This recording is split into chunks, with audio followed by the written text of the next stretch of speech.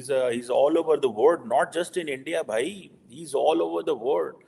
चाय पीने के लिए ताज होटल चले जाते हैं, वो ठीक हो गया। उनके लिए वो कमी तो नहीं थी, लेकिन उन्होंने जाके चेक किया, देखा कि यार एक बंदा चाय बना रहा है सड़क के किनारे, इसकी चाय पी के देखो। तो खैर से उनके जो प्राइम मिनिस्टर वो खुद कहते हैं जी मैं खुद, मेरा वालिद चाय बेचता था, मैं खुद चाय बेचता था। लेकिन ना ये शादी के भी अपने ही अब एक रौला है, ठीक है जी। और ये कहा जा रहा है कि ये एक बड़ी शादी है इन अ सेंस के पूरी दुनिया की लीडरशिप आ रही है, अब पूरी दुनिया के बिजनेसमैन आ रहे हैं। कैसे ताल्लुक बना लेते हैं यार ये।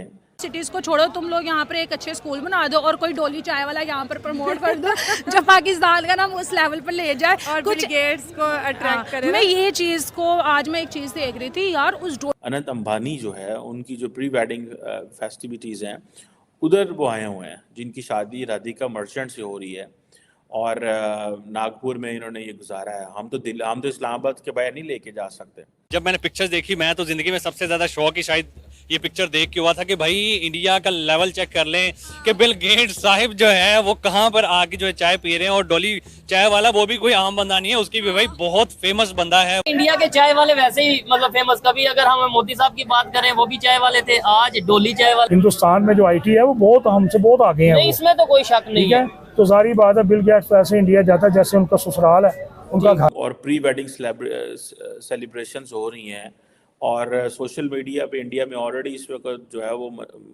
तबाही मची हुई है, लोग बड़े उसको एंजॉय कर रहे हैं। पूरी दुनिया से गेस्ट आ रहे हैं, पूरी दुनिया से गेस्ट आ रहे हैं। डोली चाय वाले को पूरे पाकिस्तान को पता है और उनको ये भी पता है कि वो किस तरह से चाय बनाता है, चाय के साथ जुबान लगाता है, वो उसका अपना अंदाज है, जिसकी वजह से बिल गेट चलकर उस तक आया कि भाई मुझे भी एक चाय पिला दो ताकि मैं भी वायरल हो जाऊं। और देखो चाय वाले ने बिल गेट्स को वायरल कर दिया। अभी राम मंदिर बनाया, आपकी कितनी सेलिब्रिटी, उनकी इंडियन फिल्म एक्टर सब गए हैं। बिल्कुल ऐसे ही है। अक्षय ने 10 करोड़ रुपए दिया, बिल्कुल ऐसे दिया ना। यहाँ एक मस्जिद बनती है मोहल्ले में, आप तो 100 रुपया नहीं देते चंदा। वो अखंड भारत, मैंने आपको लास्ट इंटरव्यू में बताया था कि अखंड भारत बनाना चाहते हैं। वो इंडिया की इनोवेशन की बात कर रहे हैं और हम क्या करते हैं, हम बिल गेट्स से पैसे लेते रहते हैं पोलियो के। आई थिंक वो पोलियो में भी फंडिंग करते हैं और चीज़ों में भी फंडिंग करते हैं। तो हमें होता है कि वो पोलियो के 2 केस रह गए हैं, 1 केस ये शादी के भी अपने ही अब एक रौला है, ठीक है जी। और ये कहा जा रहा है कि ये एक बड़ी शादी है इन अ सेंस के पूरी दुनिया की लीडरशिप आ रही है, अब पूरी दुनिया के बिजनेसमैन आ रहे हैं। कैसे ताल्लुक बना लेते हैं यार ये, कैसे ये ताल्लुक बनाते हैं कि पूरी दुनिया से लोग आ रहे हैं वहाँ पर शादी अटेंड करने के लिए। और आम आदमी नहीं कोई, ये नहीं कि सिर्फ वो कोई वो ये है कि जी बड़ा, ठीक है जी। अब ये अनंत अंबानी जो है वो यंगेस्ट सन है मुकेश अंबानी के, और जो राधिका मर्चेंट हैं वो भी एक इंडस्ट्रियलिस्ट की बेटियां कहा जा रहा है, ठीक है। और प्री वेडिंग सेलिब्रेशंस हो रही हैं और सोशल मीडिया पे इंडिया में ऑलरेडी इस वक्त जो है वो तबाही मची हुई है, लोग बड़े उसको एंजॉय कर रहे हैं। पूरी दुनिया से गेस्ट आ रहे हैं, पूरी दुनिया से गेस्ट आ रहे हैं। और ये इसी चक्कर में आए हुए हैं, क्या नाम है, बिल गेट्स साहब आए हुए हैं। लेकिन बिल गेट्स ने उसको कैसे किया है कि वो एक आम आदमी के पास चले गए, जाके चाय पी ली एंड वो हो गए। अब करोड़ों लोगों ने उनको देखा है। सो वो बेसिकली वो जैसे कहते हैं ना कि बिल गेट्स कह रहे हैं कि ये बेसिकली ये जो इनोवेशन है इंडिया की, that is what we are celebrating.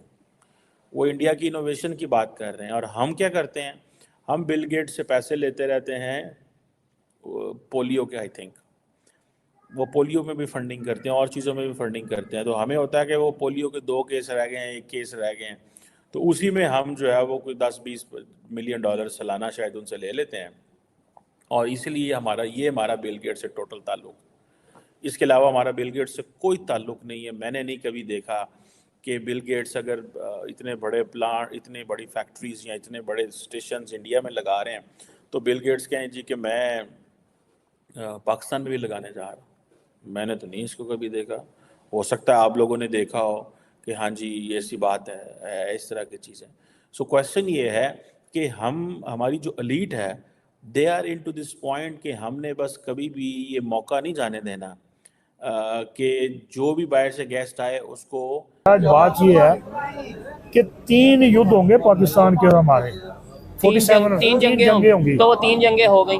उसका रिजल्ट कोई नहीं निकलेगा। नहीं रिजल्ट निकला नहीं आपके ख्याल नहीं, से? अभी नहीं निकला। नहीं 1971 में रिजल्ट नहीं था निकला। तो आपने क्या किया, घुटने टेक दिए थे आपने, अच्छा थोड़ा पाँव पे जोर डालते ना, आपने तो गर्दन से पकड़ लिया था बेड़िए को। नहीं वो आप पकड़ा था ना देखिए, आपने। लेट्स सपोज मैं मेरी एग्जांपल के तौर पे मेरी और आपकी लड़ाई हो जाती है और मैं हार जाता हूँ और बाद में ये कह देता हूँ कि भाई मैंने तो पकड़ तो लिया था लेकिन वो मेरे पीछे पता नहीं क्या हो गया, थोड़ी दर्द निकल आई जिसकी वजह से उसने मुझे लटा लिया। नहीं, नहीं, ये ऐसी कोई बात नहीं हुई। ये अच्छा लेट्स सपोज मैं कहूँ कि भाई जंग हारे या जीते, क्या जवाब देंगे? पाकिस्तान में 4 जंगे होंगी, जी बिल्कुल। 3 कारगिल। का रिजल्ट नहीं निकलेगा। अच्छा आपकी लास्ट वार जो हुई थी वो कारगिल वाली थी, ठीक है, उसका रिजल्ट निकला? नहीं निकला।